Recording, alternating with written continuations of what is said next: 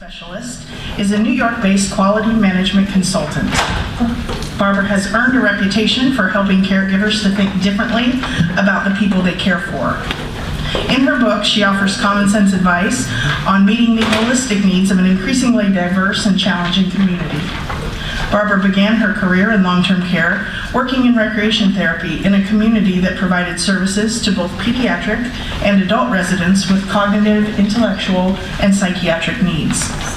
She later began specializing in the development of environments and programs for people diagnosed with Alzheimer's disease, mental illness, and other neurodegenerative disorders. She has helped many communities develop specialized programs and environments designed to overcome a broad range of behavioral health challenges. Barbara completed her Bachelor of Science in Healthcare Administration at Empire State College, SUNY, in 1990. Her undergraduate work included extensive study in music and the arts at Kent State University prior to relocating to New York. She is an accomplished musician and artist, skills that have enhanced the development of her interventions in behavioral health. In addition to her professional involvement, Barbara is a resource to families in her community, volunteering her time and talents to caregiver education and support. Through her affiliation with local artists and musicians in her native Queens, New York, Barbara also arranges therapeutic music, dance, and wellness programming for seniors in her local community to enhance their quality of life. Please welcome Barbara Speedling.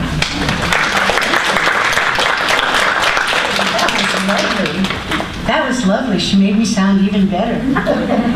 You know, it's all lies, by the way. I hope you know that. Anyway, thank you so much for coming this afternoon. Again, I've said to everybody today that this is a really lovely campus. I travel to many places where it's not so lovely and where the people aren't so nice and where there are a lot of things that I wish I could change, you know.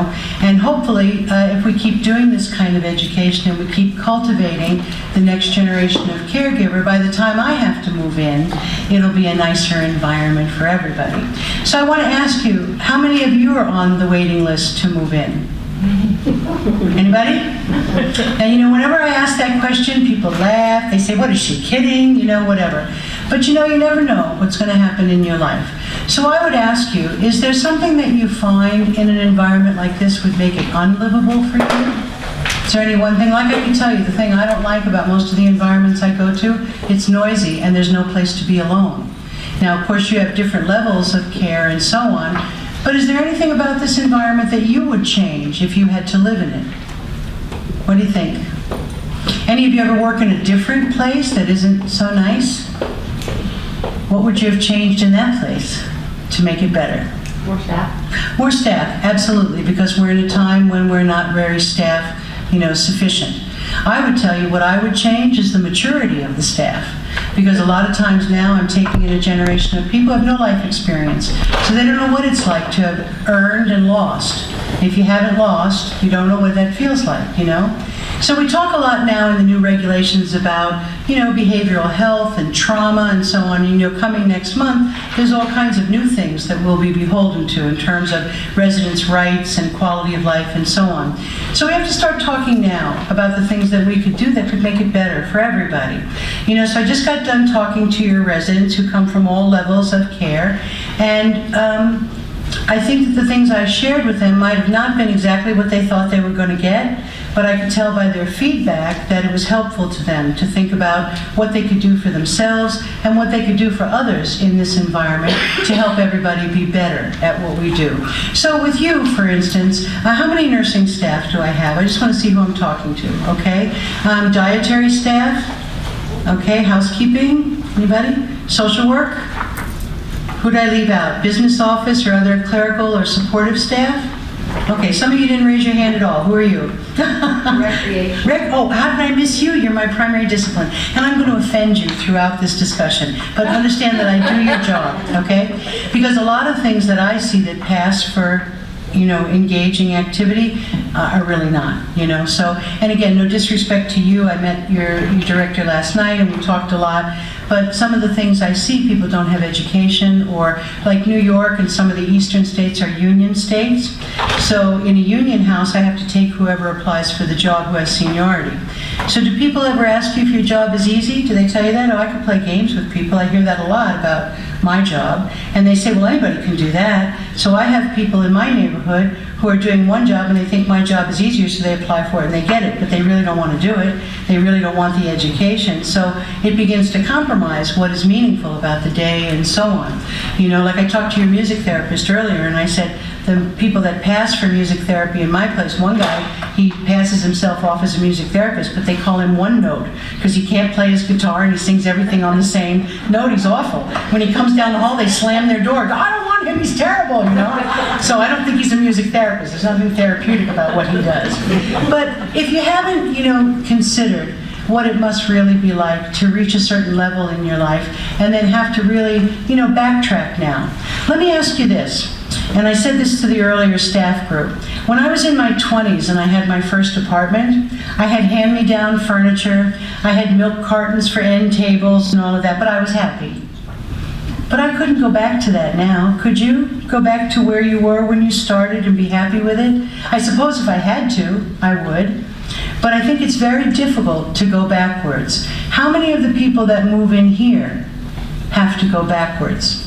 You know, they've got to go backwards. If they're in the health environment, if they have dementia and they have regress now, where they, you know, they're not really able to express and whatever, then they're at our mercy. Depends on how much we know about you, how much we understand about what's happening to you, in order for you to have a quality of life. It's on us. I met a young nursing assistant not too long ago, 6 months out of her training, and right in front of the resident she said, "You don't pay me enough to take care of that." So when I start to see those things, I start to really worry about that. Now I see your expressions, and like I said to your colleagues this morning, if you don't have that, I am so grateful. But you know what? The public doesn't know that you don't have that. You ever seen anything good about yourselves on television? You ever seen how hard you work? What did we see in Florida? That the generators didn't support the air conditioning and a whole bunch of people died. What did we see last year in Texas? That they left you. Or no, in New Orleans, where they went and they abandoned all those people and just left them. And in Texas, we found you floating. And I don't believe that it filled up so fast they couldn't do anything about it. So when you see those things, that's all the public knows about us. That's it. So that's why nobody's banging down the doors to get in.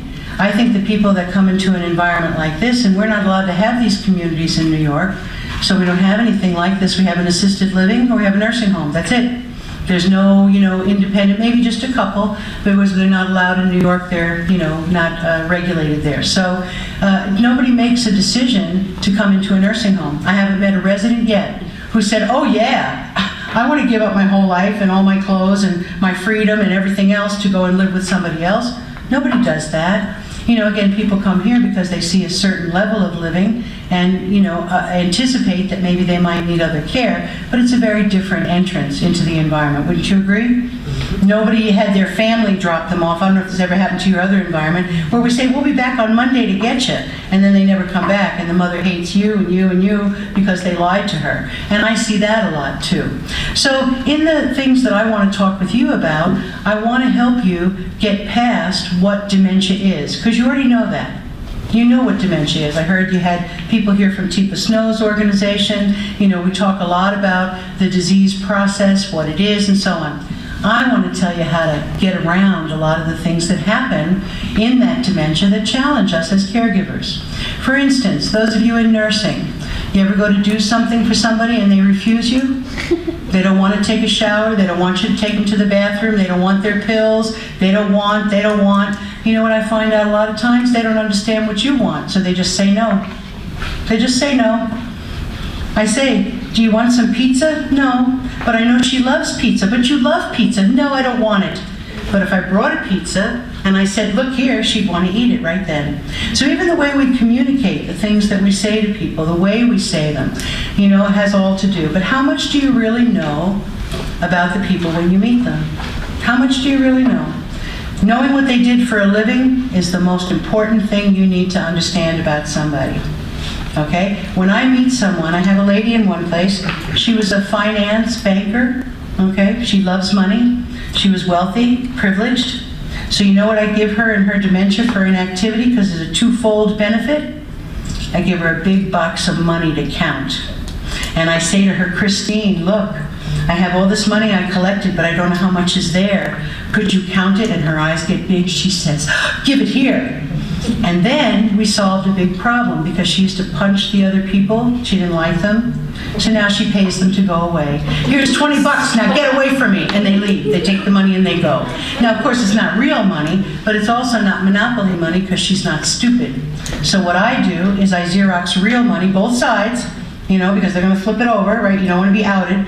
So I give her real money that's just a little bit bigger than the actual thing, so I don't go to jail. And she thinks it's real. She did try to put it in the vending machine one day, but it didn't fit. I told her, well, it only takes the old kind of money. This is the new money, okay? So, and she said, yes, well, is that why it's black and white? I said, yeah, because it's the new money. So anyway, but I solved two problems by understanding who she is and what I could do for her. You know, I met another man in a very small facility. Most of the facilities in New York are 250 beds or larger. And I have one that's 800 beds, you know, in the middle of Manhattan. It takes up a whole city block, okay? So you really have to understand the people, the levels of care, and all of that. So I meet this lady in one place, or this gentleman. He's in a small facility. It's only 50 beds, one of the smallest I have as a client. And he won't come out of his room initially at all, because he doesn't want to mingle with all those old people.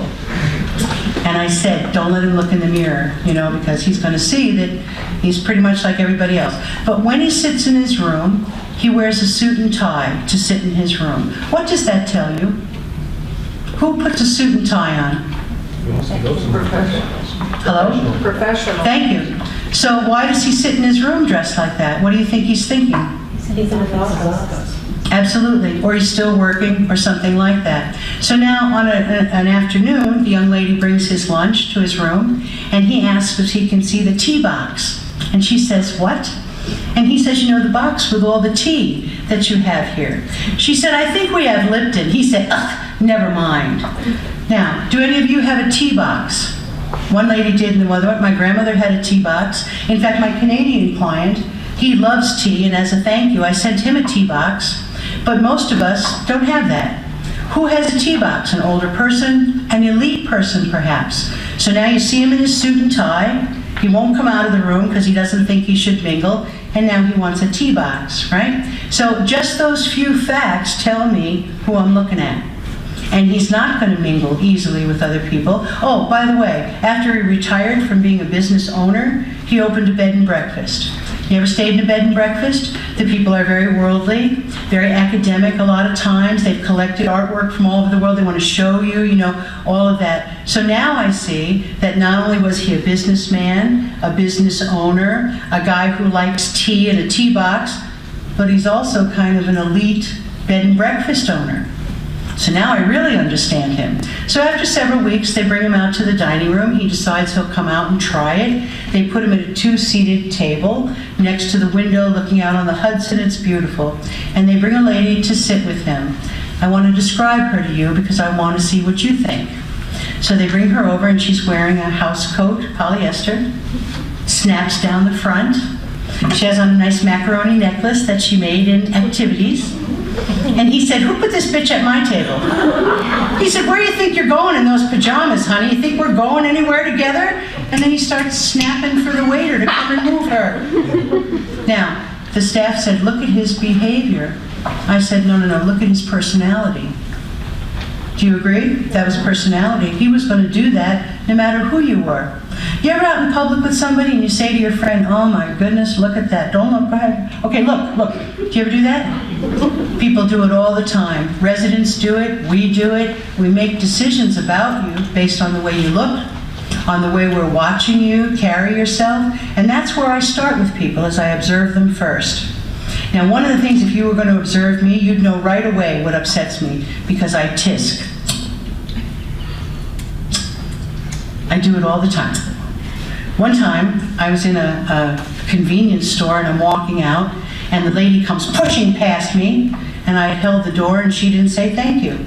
So very loudly I said, you're welcome. And she turned around and she said, what did you say? Oh, I said, I thought you said thank you, so I said you're welcome, and then I ran to my car, you know. But reactions. reactions. Replace that word behavior with reaction, okay? You ever go to a restaurant and you order something and they bring it and you don't like it? And you send it back? What does the waitress say to you? I'm looking at the lady in the blue, you shook your head. If you send, right here, yes, here, right here. If you send something back in the restaurant, what does the waitress say to you? What? What was wrong? Or what was wrong? Does she apologize? Oh, I'm sorry. Does she take it back and get you something else? Or does she say, that's what you ordered, now you eat that? I've heard that. Or I saw one little girl, she was brand new, couldn't be more than 18. She brings the man his tray. She opens up, she goes, ugh, here. He said, what is it? She said, I don't know, just eat it. So when I see things like that, I expect a reaction from the person. And don't we get one? But then that person who just committed the offense calls it a behavior. It's not a behavior, it's a reaction. So the more you know about me, the more you understand who I am, the easier it's going to be to care for me. How many of you care for people who want to direct you through their personal care? Do you fight with them or do you listen? Let them just do it, whatever way they want. But don't we all have rituals that we take care of ourselves with? You know what my friend tells me? First thing he does when he wakes up is he lights a cigarette because he can't move his bowels unless he's smoking. So I hope if you're in a non-smoking place, you got an outhouse out there because he's going to need one. So then he tells me when he goes into the bathroom to have his bowel movement while he's smoking, he starts shaving because he's efficient. Then he takes his toothbrush and goes into the shower and brushes his teeth while he's in the shower. So if you don't know that ritual, you're going to have an awful lot of trouble. And in his dementia, he's going to stick with that ritual. He's not going to, stray from it because it's what he's always done. So when you meet me for the first time, you need to ask me a lot of questions. You need to understand what's happening to me, but you also need to know that there are many different kinds of dementia. We hear about Alzheimer's because it's the most common form. They tell you that almost every minute in our country someone is diagnosed with Alzheimer's disease. But there's all kinds of other dementia too that play out differently. My friend's mother had Creutzfeldt-Jacobs disease. That's the human version of mad cow disease.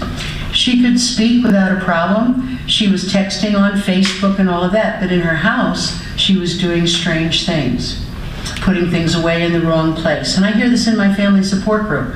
The person with dementia who comes home and puts their work boots in the oven and turns it on because they don't know where it goes, A lot of things that happen. But if you understand what kind of dementia I have, you're going to understand my language deficits better, you're going to understand the way I think better. Like I said to the group, if someone has Alzheimer's dementia and they're upset, you want to reminisce with them about good days and their family and all of that. If somebody has an AIDS process dementia, reminiscence is the last thing you want to do. So even understanding. Someone with alcohol-induced dementia can curse you out without a problem, and you will understand every single word they say. And they will remember when you come back that they still want to yell at you some more.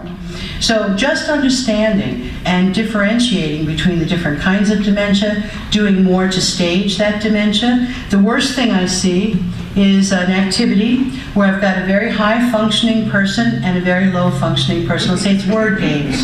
And no matter what it is, she answers first. This lady ends up knowing that she shouldn't come anymore because that lady's always going to answer first, and she feels left out. So I say to people, even socially and at dining, we should be staging those dementias so we put you with people you can relate to. Because that's one of the biggest problems why we're not social. I just said to your group of residents that they need to do more of that. They need to cross over and be more helpful to people who need the help and do more for themselves also to stave off that decline. One of the things I said to them, I'll say to you, and one of the things my doctor friend says is if you don't want to get dementia, brush your teeth and make sure you floss. Because your oral health has an awful lot to do with your brain health. So does your cardiac health. So anything you're going to do for yourself is going to help you. But in some of the things that I offered you in the handout, I want to look at those with you. I gave you, did we also give them the 101? Did we give that out this time? Okay. The first thing I gave you was the handout on understanding dementia. And I just want to look at that with you because that's going to be, for those of you who are not necessarily clinical, that's going to be the best way to help you to understand the things that you see. Why do I think everybody has to know about this? Because you know what I find? Some of the most effective people to intervene are those people who don't work in nursing or don't work in social work. Sometimes your housekeeper, sometimes your maintenance man, whoever has a very different relationship with the person.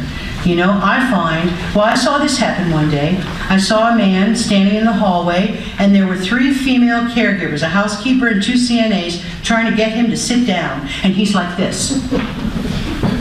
And so I see a male caregiver, a housekeeper, coming around the corner, and I say to the women, go away. That guy comes around the corner, he says, hey buddy, how you doing? Shakes his hand, he says, why don't you sit down? The man sits right down, just like that. So even understanding generational orientation is really important. If I'm of the age where it was more patriarchal, say I was born in the 1920s, I'm going to listen to a man, whoever that man is, long before I listen to a woman. Now I want you to think about something else. The person who's 90 and the caregiver is 20. I had one lady at 98 with all of her faculties. I said to her, because they told me she was a complainer, she had too many opinions and whatever. I'm going to have too many opinions, and so are you. And I said to her, what could we do to make this place better? She said, hire adults. Now in walks her caregiver, chewing gum, with her cell phone. Hey, blah, blah, blah. The lady says, you see what I mean? Like that. So even the environment that we create for people, dementia or no, is going to impact the way they respond to us. So I want you to think about things as either being a symptom of my illness, and a lot of things are a symptom, okay? Wandering is a symptom, it's not a behavior. All right, repetitive questions are a symptom. Motor agitation, banging, those are all symptoms of my illness, not a behavior. Most of the time, we see reactions and we mislabel them. I was telling the staff earlier, I have a place in Boston. On the night shift, all of the CNAs are male, and they're big. So I can't think of any woman who would wake up in the middle of the night with a big man standing over her, taking her underwear off, that you wouldn't kick them in the face. And that's what happens, is they resist. And I have to say, well, what's wrong with you that you only have men creeping into people's rooms in the middle of the night? Not a good thing. So again, we don't think ahead, and they say, well, that's all we have. Well, then I would try to fix that somehow, because it's not going to work for you, or maybe you need to change the way I come into your room at night, turn the lights on, introduce myself, that kind of thing. So in this handout on understanding, the thing I want to focus you on is the second page, where we talk about these various symptoms, okay? So verbal disruption, when they ask repetitive questions, when they do things like that, anticipate that. Be prepared. If the person can read and understand what they read, then give them a note. Like a man used to come to me all the time, can I call my son? I gotta call my son. So we finally put on a card, a little index card for him, call Irwin, his son, at 1 o'clock. And we put it in his pocket. And when you'd see him coming toward the station, you'd say, wait, look at your card. Oh yeah, and he'd pull it out, and then he'd roll away. His question was answered. Saved us a lot of stress on both sides. So one of the things I often do is try to find out if you could read. Now, I'm going to tell you a phenomenon. One gentleman, I tried to see if he could read, and he couldn't.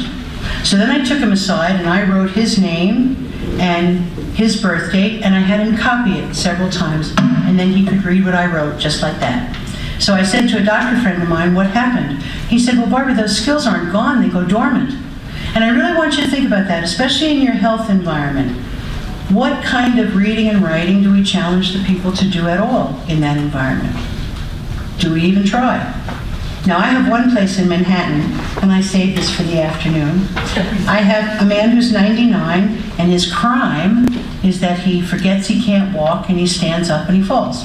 And it's very common. He forgets he doesn't walk, right? But he can read, but he doesn't understand what he's reading. So I said, if it engages him to read out loud, let him entertain the rest of the people at the table, and his skills will get better, and so on. So a couple weeks later, I come back and they say, it's working, come on, let us show you. So I go up, and from the hallway, I hear this: sex in schools. And he says it again, sex in schools. He's reading the headline, and the ladies are going, where? What is he talking about? Okay, so I say, turn the page. So he turns the page. Rape in Central Park. Oh my goodness, they gave him the crime newspaper, which was certainly entertaining the people, but not with the things that we wanted them to hear. So, but now what I learned from all of that is, like when we do current events, I don't want the leader to read to you. I want them to give everybody a copy of the first page of the newspaper, and let's read to each other. Let them all read together, and within a week or so, some of them are going to be able to read again on their own. But we don't do those things. We don't help people hold on to their faculties. We were talking at lunch. When somebody refuses care, oh, I already took a shower. You ever hear that? I already took it. So you know what I do with people? I put the memory problem on me. I say, I have a really hard time remembering whether or not I helped you. So you know what I'm going to do? I'm going to put a calendar here, and every time I help you, I'm going to mark it off. So when I come in, you and I can look, and if you've already got the shower, then I'll know, and then my memory will be better. I often do that, you know, put it on me. So now I check with that every single day, and it works. Because the day that there's no mark on the calendar, she knows that it's time to go with me. The other thing that I would encourage you to do is to stop asking, do you want? Do you want to take a shower? Do you want to eat? No. People aren't understanding what you're saying. A lot of times they'll just say, no, I don't want to, no. But the experts would tell you to say to them, you know, you asked me to come this morning at 10 o'clock to help you with your shower. It's 10 o'clock, here I am. And a lot of times that social orientation will kick in, and the person will be grateful that you came when they asked you to. So a lot of the interaction, the way people respond to you, is on you.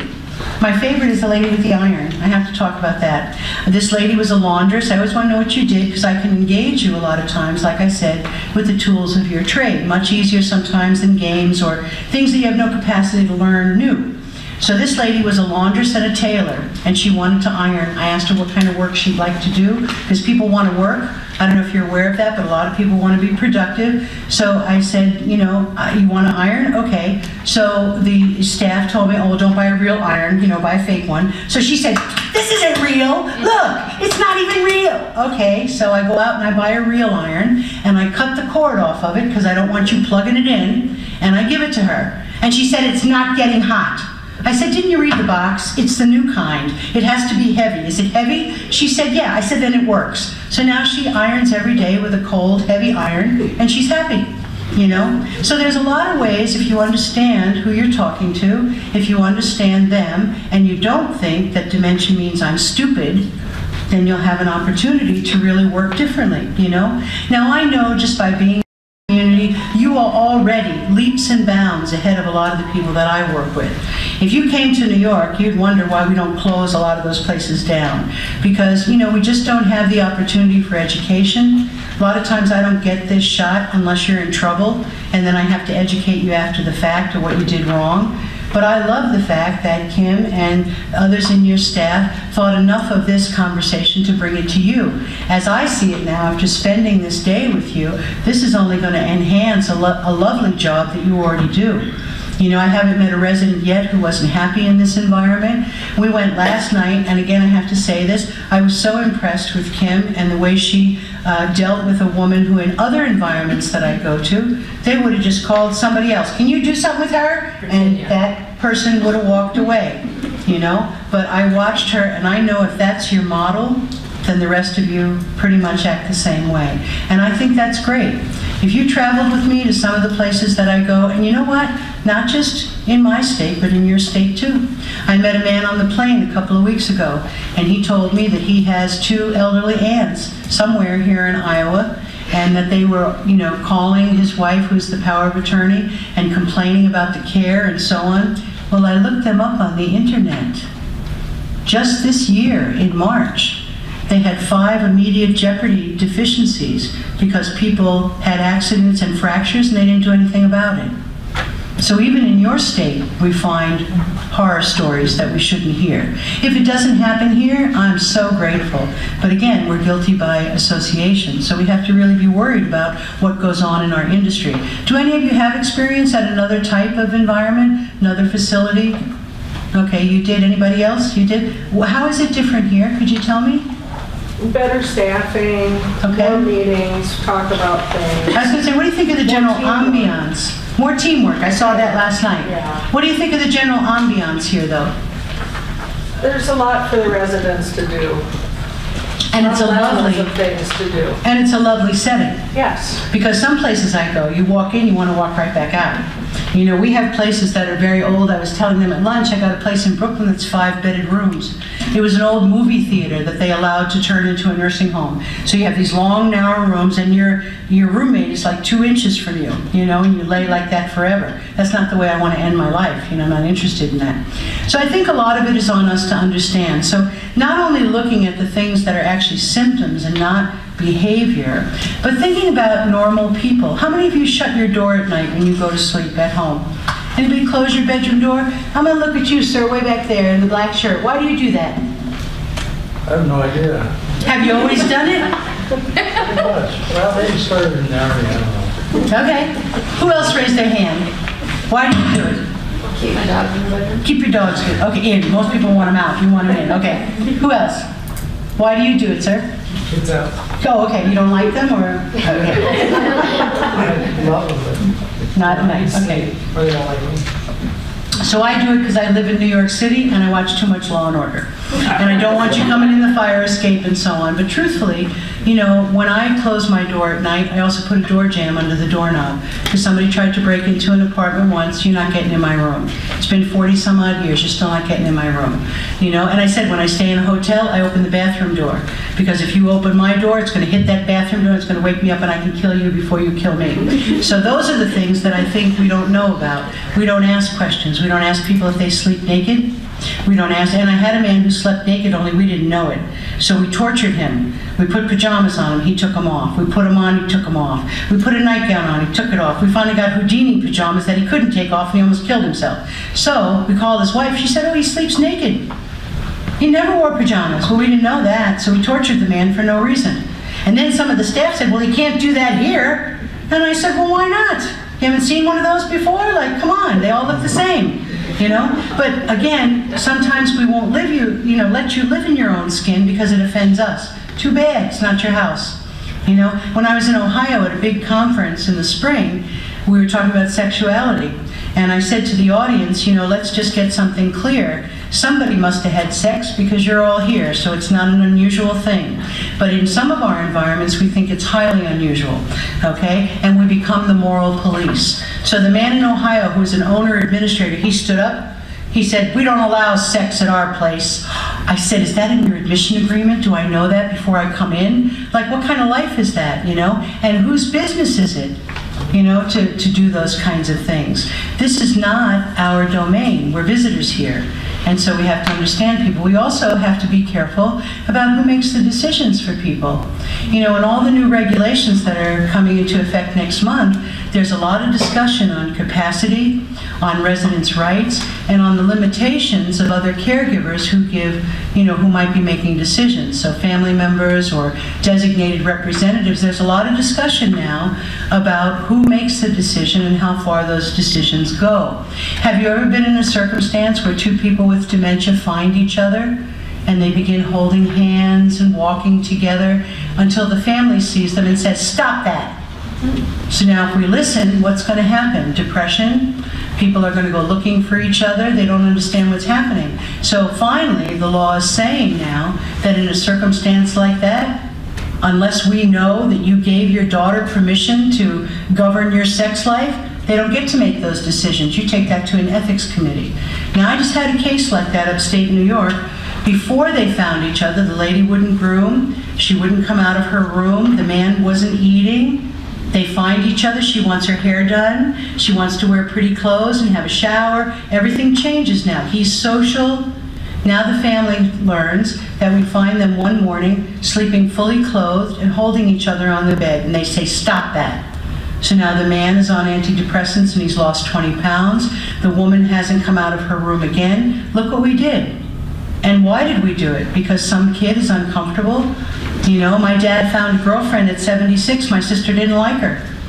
It's not her life, you know, not her life. So I think, you know, again, you have to be advocates for people, which means that you have to really understand them and know what they need. You know, so I've given a couple of recommendations here today, and I want you to really consider them. I think that the first hands-on caregiver should be the greeter of new admissions.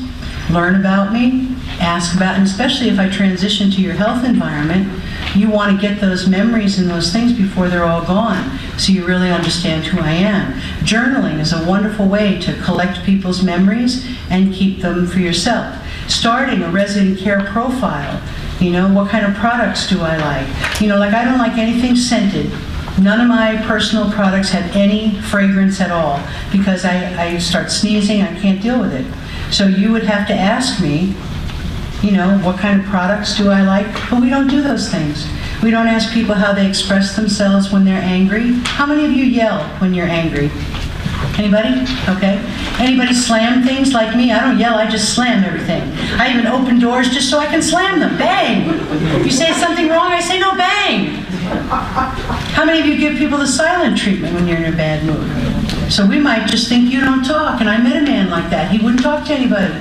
They said he was demented, and he didn't speak, and he hits everybody, and he only speaks Creole when he does, but he doesn't make any sense. So when I go to see him, I find out that he can speak perfect English. But he tells me they talk to him like an imbecile, so he doesn't speak to them. The one girl who was with me as the interpreter, she went back and told her staff I taught him how to speak English, like that. Just like that, you know? He knew how to speak English, but he wasn't. He was mad, so he wasn't talking to anybody, you know? We also don't ask people what they do for themselves to feel better when they're having a bad day. How many of you like to go for a walk when you're in a bad mood? Just want to get away. Where are you going to get away in a place that doesn't allow you to go outside or there's no place to be alone? Think about it, you know? What are you going to do if you're a shopper? Where are you going to shop? You know, here you might have places to shop. The average facility, you're going to shop at the vending machine. And that's only if there's anything in it, you know? I like to drive my car when it's too noisy. I live in a very noisy apartment. There's 7 people in the apartment downstairs for me, same one bedroom. You know, 4 teenage boys, when they are doing their rough housing, my whole apartment shakes. And then upstairs, they have 7 little grandchildren and no carpet, so I hear this. The man over here doing karate, so it can get very noisy. And then I just want to get in my car and go for a nice drive. But when I come here, you're going to take my car away from me if I'm in a skilled environment, so I will become not only an eloper, but I'll become a carjacker. I'll follow you out, knock you out, and take your car, just so I can get out of here for a little while. But these are the things. You know what one of my administrators did that I thought was brilliant?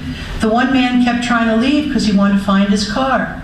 So the administrator called his wife, and she said, "Do you have the car?" "Yeah." "Can you bring it here and park it downstairs?" And that's how they solved the problem. He would look out the window, there's the car. He never tried to leave again. He didn't really want to drive it, he just wanted to know it was there. So think about small things. You know, it's not great big stuff that we really have to think about. We really have to understand who we're talking to, you know? And once we understand that, we're going to be able to be better with you socially. You know, like if I'm sitting at a dining table with people that I can't talk to, that whole experience is diminished. So staging that dementia and learning where I am in my deterioration will help you put me with the right people, so that even at activities, you know, and I'm going to tell you something, we make the mistake of telling the activity people that everybody belongs there, she can come. No, the screamer doesn't belong there because she's interrupting everybody else. And even the law dictates that the majority rules in social situations, and this lady is disrupting everyone. She doesn't belong there. She belongs someplace else with another kind of activity, but everybody doesn't belong in everything. Do any of you do any kind of activity with a large group of people? Do you belong to a club of any kind or anything like that? Anybody? Bowling? Nothing? Okay. Huh? What do you do? Yoga. What? Yoga. You do yoga. How many times a week do you see that group of people? Usually once. And if you had to live with them, would you like them all the same? No. No, of course not. So it's okay to be in a crowd, but you don't want to live with the crowd. And in most facilities, you live in a crowd forever. You know, and if you don't have all of your faculties and you're in a skilled environment, you not only live with the crowd, you sit next to them all day long, as we all sit in our parking spaces, or we sit across from each other all day long looking at each other. I have places that you go, and as soon as you get up, we bring you to the common room, and that's where you stay, so we can watch you. One man said, "You know what, they put us here and they watch us like this." He said, "And when you get up, they say, 'Sit down, sit down.'" I go one place, they tell each other to sit down. Frank, sit down. He said, shut up, you sit down. I'm tired of sitting down. And they go back and forth all day long while they're laying in their jerry chairs, you know? But I think the one thing that we overlook the most is what's the reason to get up in the morning? Dementia or no, life has to be productive. So what are the things we're offering people? And again, I'm going to offend you, so hold on here, okay? I see a lot of people being offered stupid things, like those 3-prong puzzles with the knobs. 3 seconds and you're done. Like, what am I supposed to do with that? What is therapeutic about that? Or I see the person come in with the big ball that has questions on it. First of all, if you throw the ball at me, I don't want it. Now you're going to make me answer a question too? I don't like that either. So I want to ask you, do you ever call your friends up on a Friday night and say, come on over, I'm having an activity? Do you talk like that? We say it to residents all the time. They're having an activity, don't you want to go? She says, what is it? I don't know, it's an activity. We don't talk like that. And then when they come over, do you put them in a half a circle in your room and everybody gets a little cup of red juice because it's good for the kidneys? Is that what you do? And then I get out the ball and I say, come on, and while everybody else sleeps, I play with her, and then she goes to sleep and come on. We don't live like that. What do most people do when they get together with their friends? What do you do? Drink. Drink. Well, we can't necessarily do that. What? Get in groups, sometimes little subsets. Yeah, but what do you do primarily? Talk. Do you eat while you talk? Yeah. Absolutely. If you come to my house to talk and I don't feed you, you talk about me. My grandmother used to say I was there 2 hours, not even a crust of bread. They gave us nothing. So think about it. What do real adults do? We eat, we talk, we drink, sometimes we do other stuff, okay? But bottom line is, we don't play games all day. We aren't, engaged all day long in 20-minute sets of, bingo or anything else. Do any of you play bingo right now in your own life at the church or anything? I play at the casino for $2,000 a pot, but I'm not going to play for a nickel. One man said, honey, we only get a nickel. I'll be dead before I can buy a soda. So I think that we have to reconsider what makes life worth living. Relationships, a little humor, and productivity. Now, when I was in college, I drove well, I have to back up. When I was right out of high school, I tried to be a nursing assistant because I thought I could do good work. I thought I was going to be giving lemonade and cookies to the people like I did when I was a candy striper. Nobody told me about the lady with chronic diarrhea who was in a coma that I had to keep clean.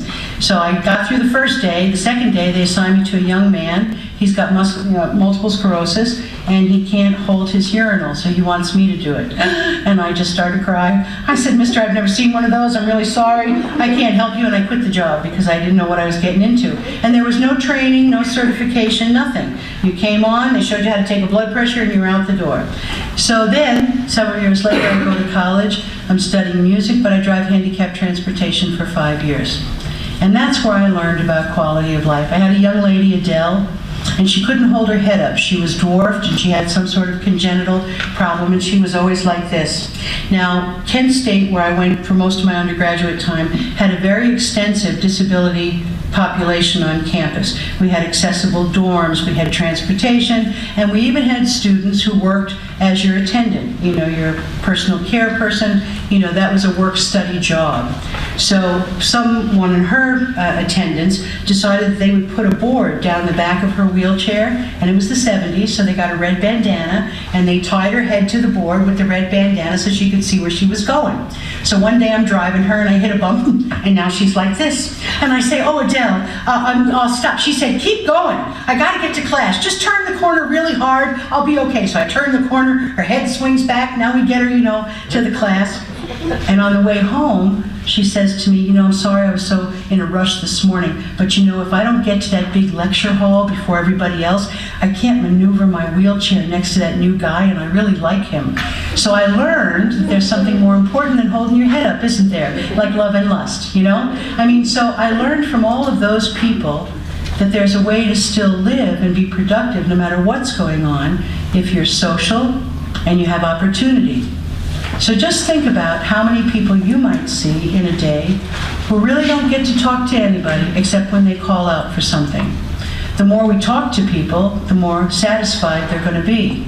Now, if you consider, for instance, all of the language disturbances that we're going to look at and the visual kinds of things, people can also sometimes feel like they live in a cocoon because their vision is poor, they're confused, and so we have to initiate those good social interactions and so on, because a lot of times the people will just sit and not really, interact with you unless you, push the envelope. So on a page with the lovely, pretty illustration of the brain, there's a couple of language disturbances that I just want to share with you.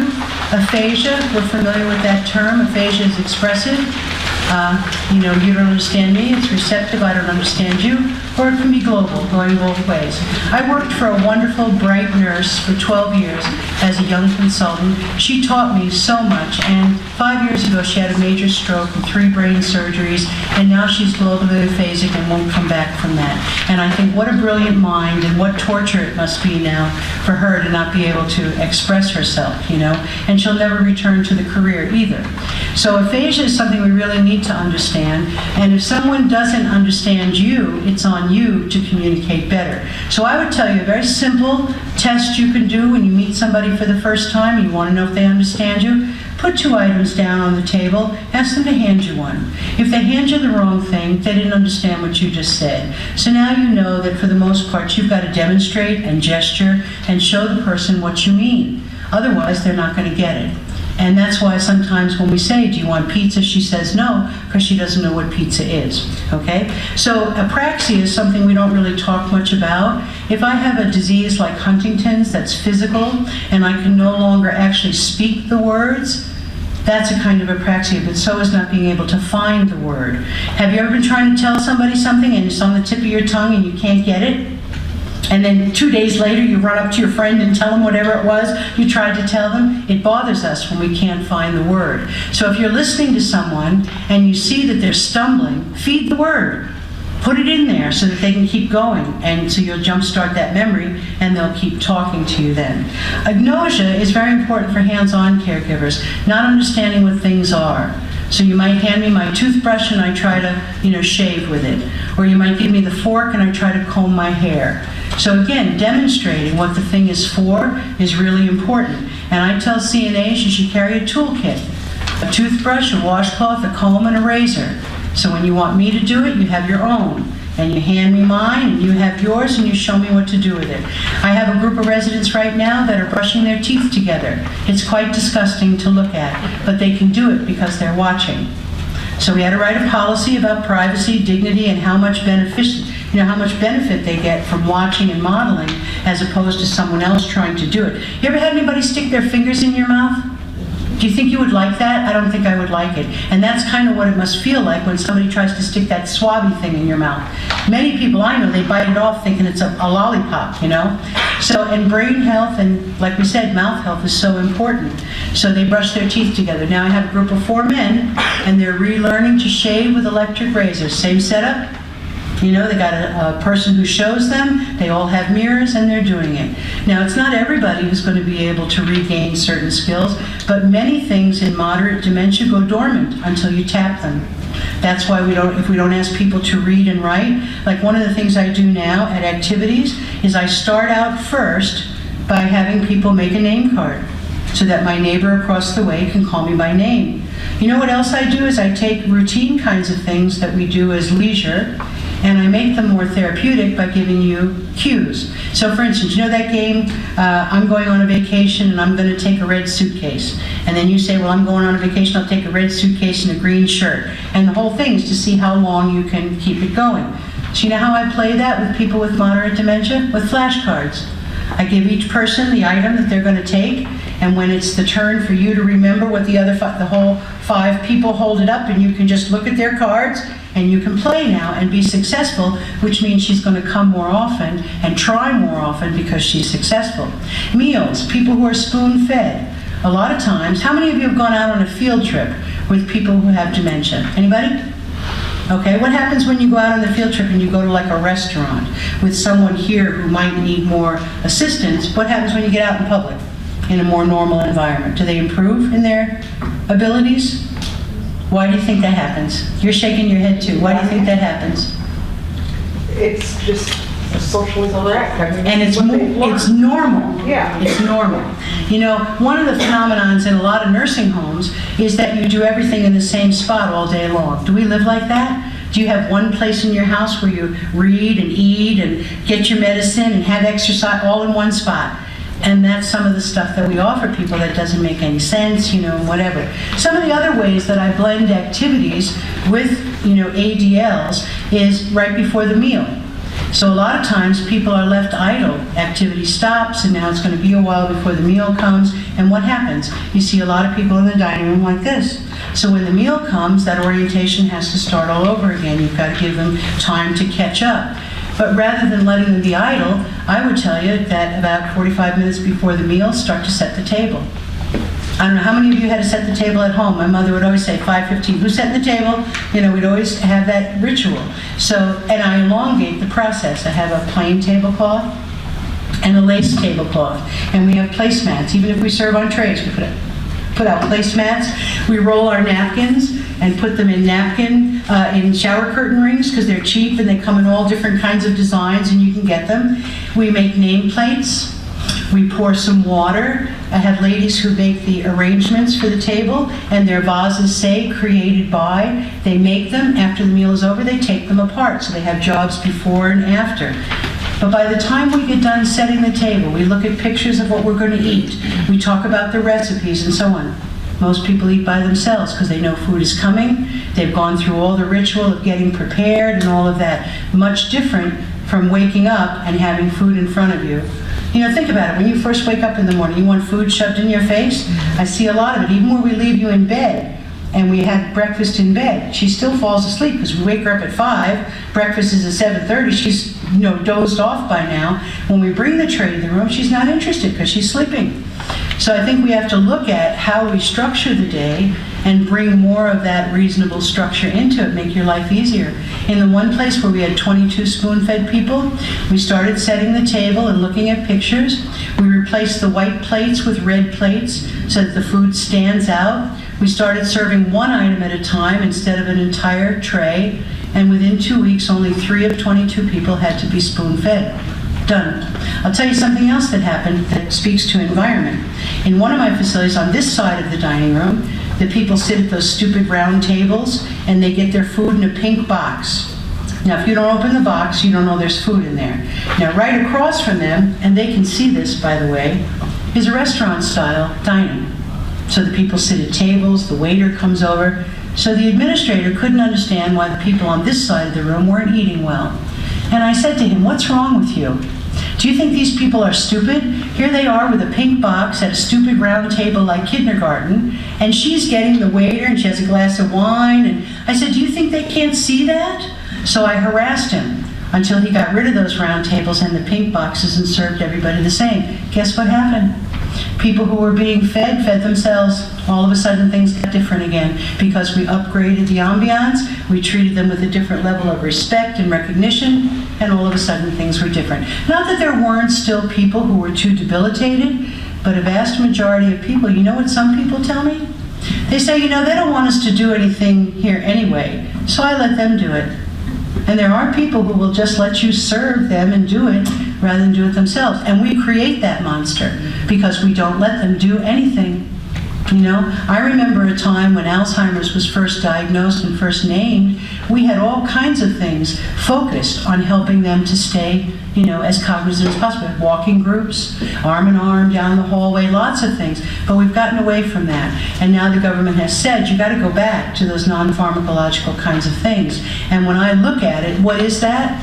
That's meaningful engagement, that's conversation, and connections to the people in the environment. That's what's going to solve it.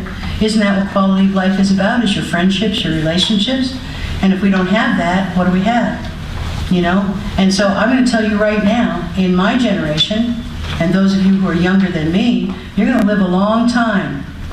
And you're not going to want to just stop everything at 65. You know, I got 4 years to 65. I have no plan to stop working, no plan to stop, you know, pursuing adulthood because I still don't feel like a grown-up yet. You know, so when is it going to happen? But you can't decide that you're going to stop living and just mark time. you know? So I would encourage you, put yourself in the same situation that the people are in. When someone is difficult, when someone is angry or refusing, you've got to ask yourself, what caused that? You know? And my favorite example is a younger man, brain injured to some extent, paralyzed from the neck down, and he has a filthy mouth, and that's all he can do is yell at you and curse you and that kind of stuff. And the staff don't let him. So I meet them in a plan of correction where they had taken him out of his motorized chair and stuck him in a stationary chair in his room and shut the door. And you're not allowed to do that. So I meet them in this plan of correction, and when I go to see the young man, I say, how are you? And I get all the words, F you, the C word, the B word, the fat word, all the words. So I said to him, is that it? I knew those words already. What else do you want to tell me? And then he says, you know what they do to me here? And they provoke him. They don't like him. And so they do things like he asks for water, and they'll bring the water, but they don't help him drink it. So I say, you think he's going to have a miracle and all of a sudden be able to pick up that water? You know? Or they tell him that he made a face at someone this week, so he can't have his weekend pass. So we provoke people if we don't like them a lot of times, you know? So I think, again, it's on us. We're the professionals. Sometimes I hear professional caregivers say, well, what about the abuse I take? And I say, well, you signed on for that. You should have known what you were getting into. And if you get hit, it's your fault. I only get hit when I want to get hit. And I do allow people to hit me sometimes so you can get things done that you need to get done. But when I do, you know what I do? What the experts say, I put a pillow or a towel up underneath my shirt, and then you can hit me all day. It's not going to bother me. And the person can get whatever clinical thing they need done for you. So there's a lot of ways to have teamwork that settles a lot of these problems. There's a way to just be better educated about the things that are happening. You know, in addition to those language problems, on the last page we talk about vision. And there's so many perceptual problems. Tunnel vision, where you only see what's right in front of you. Short vision, 12 to 14 inches. And so there's a lot of complications. Depth perception, you know. So again, you have to look at the world through the eyes of the people that you're caring for. If someone is angry, why don't you ask them why they're angry? And what can you do to make it better? Let them suggest a remedy and then try to offer it, you know? How much do people just need to be quiet sometimes? And can I always be quiet in this environment if I don't have my own place? How many of you want to live with a stranger? Anybody? You open your house up and say, yeah, come on in, you know? So even the fact that sometimes we do have to move in and live with a stranger and accept it, that's pretty hard to do. You know, there's a lot of other things we could talk about, like we'll never let you wear your house clothes, you know, those old crummy clothes you wear when you get home from work. Somebody rings the doorbell, you gotta go get dressed before you can open it. We'll never let you wear those clothes. We'll never let you go barefoot. You know, there's so many things that we're going to have to change about lifestyle. I know you have somebody who goes barefoot. I can hear you saying that, I know. But in any event, in most places, they will put those shoes and socks on you all day long, and you can hit them with them, and all they're going to do is give you a drug now to calm you down so you can put the shoes and socks on again. But those are the things we need to move away from. By the time you and I get here, we want to have a more livable, more home-like environment. Many places I see are a home for the staff, but not for the people who live here. So again, we have a lot to do. And like I said, if you're not experiencing these things, I'm really grateful for that. But you've got a whole host of related colleagues all around the country who are doing a lot of things that give you a bad name. And as an industry, we need to fix that. I'm going to tell you, the most important thing you could do is lobby whatever political entity you can get your hands on to start setting some standards for staffing, you know, for better caregiving standards. Those are going to be the things that will help us turn a corner. Do you have any questions for me? Is this helpful to you? Okay. All right, so go back into your environment. Look at it with fresh eyes. Look at that person who challenges you and try to figure out what's really going on there. Because it's probably not about you. It's probably about something entirely different that maybe you don't even know about. So I thank you very much for your time. I hope you have a nice rest of the day and a great weekend. Thank you so much.